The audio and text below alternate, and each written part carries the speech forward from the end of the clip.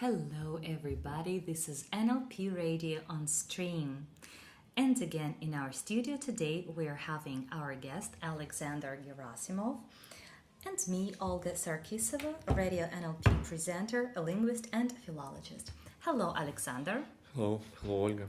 Today we are discussing with our NLP trainer, NLP practitioner, NLP master, and a famous negotiator in Russia, Alexander.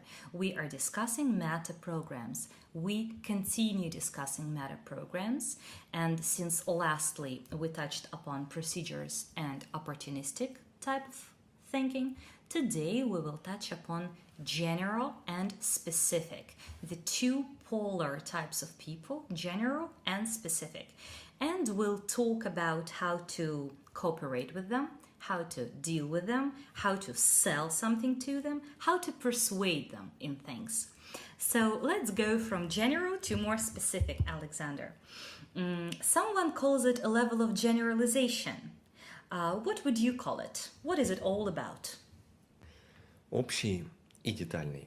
Это General and specific, it is about the ability to acquire and deliver information.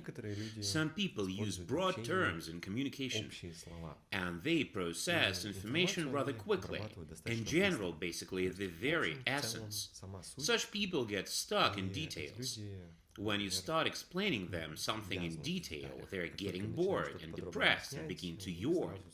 Other people, on the contrary, want to figure out everything in detail. For example, before making a decision. Before purchasing something, such specific people usually spend several hours examining all possible parameters and characteristics of what they want to buy. Some people say, "Is it okay?" In general, "All right, let's go." You can easily identify such people, and it is reasonable to take it into account while communicating with such people and while selling something to such people, to take into account their habitual metaprograms.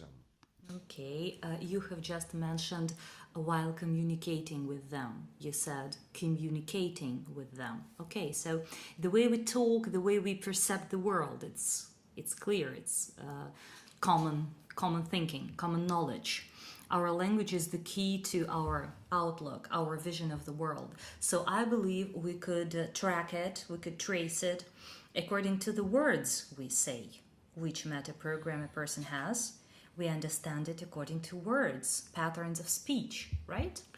Да, общие люди употребляют в своей речи такие Yes, specific people, while speaking, tend to use words such as generally, basically, the essence. Tell me the essence, such people say, or cut to the chase. To cut a long story short. To cut a long story short. Yes, and when specific people begin to tell something in detail, a general person says, "Well, cut to the chase, give me the very essence," in general, basically.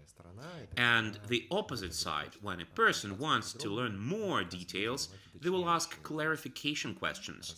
"Tell me in more detail, how exactly, please specify how much, and where exactly." The word exactly performs zoom in, specifying details. уточнение деталей. Okay. The question flowing from what you said is how to match to such person, how to match to him, to give more details, dates, names. You can match such person through specifying details. Based on my experience in communicating with people, I would say that people will be dosing the amount of detail which you are supposed to deliver themselves. At some point, if you observe a person attentively, you start talking in general, and as early as you begin to specify details, such person gets bored. That's it. That's their limit of details. Or, on the contrary, you are talking about something pretty much in detail, and such person gets bored. Then you say, "Cutting to the chase," and deliver a conclusion, and such person immediately gets it. It refers to direct communication with someone. However, you can identify a general or specific person by other parameters, such as clothes, gestures, information processing, workplace, choice of occupation, and so on. Well, I've got a question, a huge hesitation right now, because let's take me as an example. In my work, in my profession, I'm extremely detailed, tremendously detailed, unbelievably detailed, even very boring up to this extent am I detailed. However, when we speak, when we talk, when person makes language mistakes, however, in other cases, let's take clothes, I'm not detailed. You can never see any details on my clothes. I'm very general. Да, это разница контекста в том числе. Yes, it is about different contexts, including we are specific or detail-oriented in a context where we are professionals. Very often, it is a method of figuring out whether or not a person in front of you is a professional. A professional is a person who has made a pyramid of mistakes in a very narrow, very specific area, and such person knows nearly everything about the corresponding context. If we take, for example, an athlete visiting a gym, a fitness coach and a medic, a doctor, they will take a human body differently. An athlete knows just that, for example, it is the biceps. A fitness coach can explain how the biceps is attached to the arm bones and what diet you should have to ensure that the biceps grows rapidly. A doctor can name it in Latin, what it consists of, even on a cellular level. You might notice that professionalism means, first of all, the level of detail. When people are communicating with other people, the question is, do they want to get an expert opinion or do they want to acquire information? If you allow an expert to tell whatever they want, they will overwhelm you with lots of probably unneeded information. Unneeded, namely with respect to a specific situation. Therefore, in order to fill the borderline between a nudnik and an expert, you have to not provide the whole information you know, but to deliver only what a person wants to hear and is willing to digest. Okay. You have said it's a field where a person is professional, a field where he's an expert. Is it only this field, or also it could be a sphere which he's interested in? For instance, what he's interested in, he's detailed. And what he's not interested in, he's more general. Am I right? Where are the borderlines? Where are the borderlines between a professional and a person who is interested in something?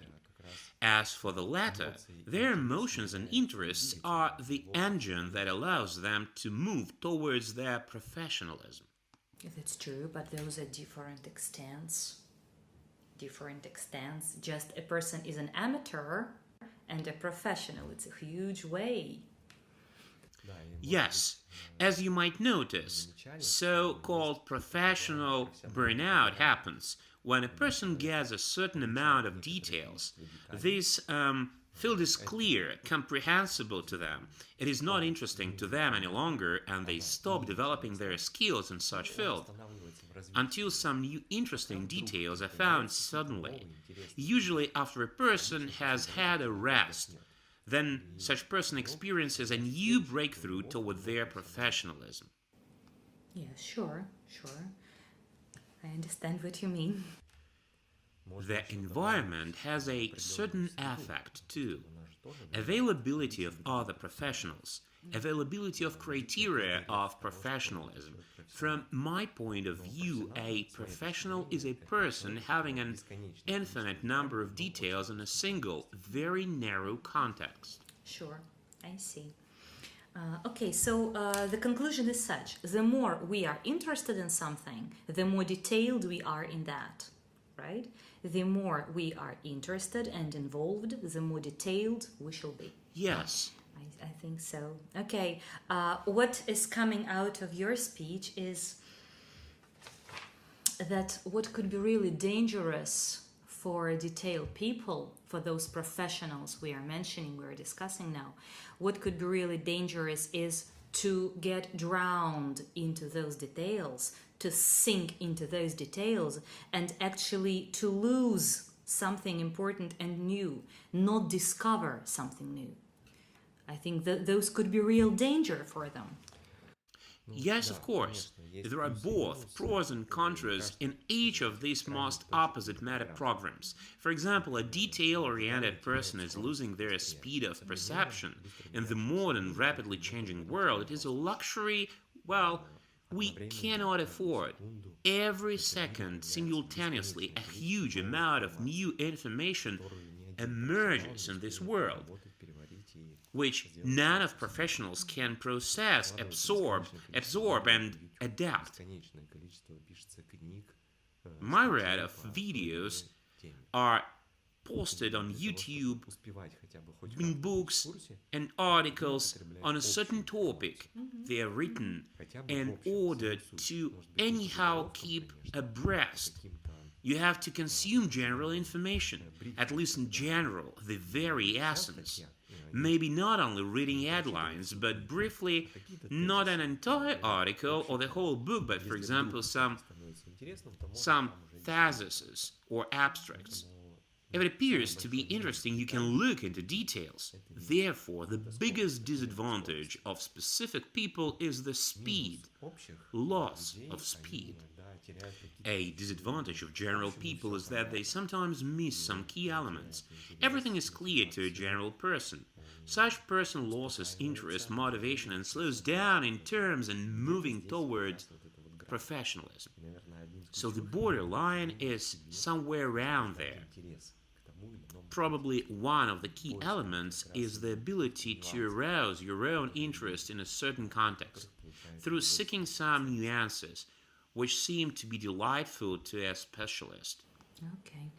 Am I right saying that detailed people, speaking to more general people, can find them primitive sometimes? Am I right that general people seem primitive for detailed ones? Wow. Each of them treats the other party not very good. A general person considers a specific one to be a nudnik, and a specific person considers a general one as a superficial person. A conflict point is probably somewhere around there. Therefore, if you are a speaker in a certain field, for example, if you have to speak in front of an audience, you'd better figure out what level of detail is comfortable to those people. Okay. I think it's a great skill for a teacher and any pedagogue, any trainer, to immediately figure out the level of generalization of the audience, to be able to match to the audience and give the material properly. Right. Let's imagine a customer has come to our saloon. Maybe it's a auto saloon where car is sold, or another saloon, maybe hairdressing, and we would like to engage our client. We would like to persuade him in something. What question or a couple of questions could we possibly ask to immediately understand who is in front of us? Could it be a question like, how was your day? How has your day gone? And listen to what he will say. Would it be enough? Will it be enough to understand? It is a good question. Maybe it doesn't have a correct answer because the matter of the level of detail is the matter of the rapport you have with a person. If a person trusts you, they will overwhelm you with details that they believe to be interesting, if we're talking about a specific person. If it is a general person, they will be jumping from the subject to another.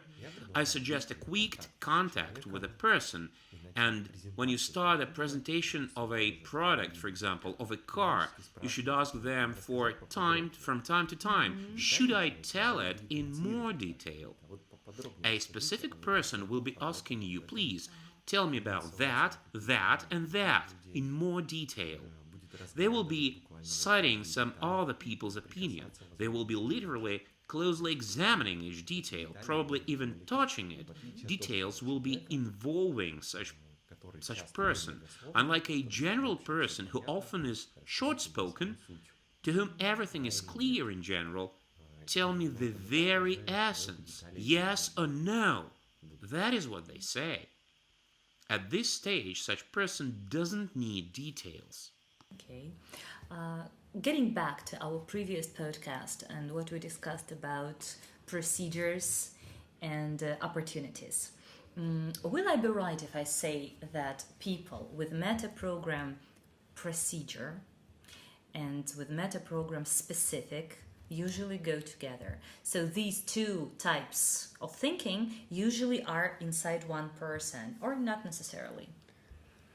Иногда для удобства лучше знать эти две метапрограммы. Sometimes it is reasonable to know how much both these two metaprograms are developed in a person. For example, if it is a procedural and general person, and you are to sell a car to him or to her, you'd better name 3, maximum 5 items, for example, of the car purchasing procedure. You will tell them, first, a test drive. Then I will answer your questions. After that, we will sign papers. Then you pay, and that's all. It will be enough. If it is a procedural and specific person, you can become a nudnik for some time and dwell upon various car units and components for a very long time, and then upon the vehicle purchasing procedure. You'd better have a pile of paperwork in hand containing detailed information in tables, which you could offer your client. Okay. If it is Если an человек возможностный и opportunistic общий, and general person, it is, то тут, so to speak, скажем так, a настоящий true творческий creative человек. person. Yeah, it's too general. I'm just imagining opportunistic and general person. What type of profession and person could that be? For example, it is a designer who's general and basically jumping from one topic to another. I'm not sure that such person has enough money to buy a car, but anyway, you should talk to them, listen to them. Most likely, it will be broad conclusions concerning everything. You may also discuss the politics, the latest news, and whatever else. An opportunistic and specific person is jumping from one detail to another, and probably you will have a feeling of chaos while communicating with such a person. But it is okay, as such people are living this way. I believe such people, as you just mentioned, opportunistic and detailed, they have like a huge container for information. I think so. They have a lot of space to collect information, and they collect details from everywhere. And those are people with maximum knowledge, aren't they? Detailed and opportunistic. Yes, those people know all about everything. They have a lot of information, but it is rather non-structured. And probably they have a rather chaotic access to such information. You should be ready to, well, it may be a taxi driver who all the way will be telling you about something in detail, jumping from one topic to another. I know such people. Great example, yeah. It's good to adduce examples. Okay, is it a good idea to combine people together? For instance, work in collaboration, a duo of two people, like creative duo, maybe business doing together. One should be detailed, one should be general, one more procedural style, one more opportunistic. Or is it too banal what I have said? Or not necessarily so. Я думаю, на первом этапе I think at the beginning stage, such structure, such general structuring is possible. To take a general and procedural approach, to divide people into some simple types, but eventually, as has always been the case, details will begin to emerge, and it won't be sufficient to divide people into these metaprograms. However, we have some more metaprograms, and based on those metaprograms, we are able to create a more accurate psychological portrait of a person. We can add the active, reflective metaprogram to our description of a person, of our customer, their towards or from, motivation. So we get to a great extent, whole person. We can even compose those phrases in their language of communication. For example, let us imagine an active, having toward motivation, procedural and general person. You are to very quickly tell such person how they can achieve their goal, to offer them a very well-defined action plan. You will say, cutting to the chase, step 1, step 2, step 3, and you have achieved a desired outcome. Let's do it, and that's it. Once again, for our listeners, active, motivation 2, procedures, and general. И вот вы становитесь таким человеком, который... So you become such a person, acting very quickly. You must not be slow. You must not be a dumb saying. This simple procedure will allow you to achieve your goal. It's just 1, 2, 3. Probably no more steps will be needed. And such person will be happy to hear such an understanding sales manager.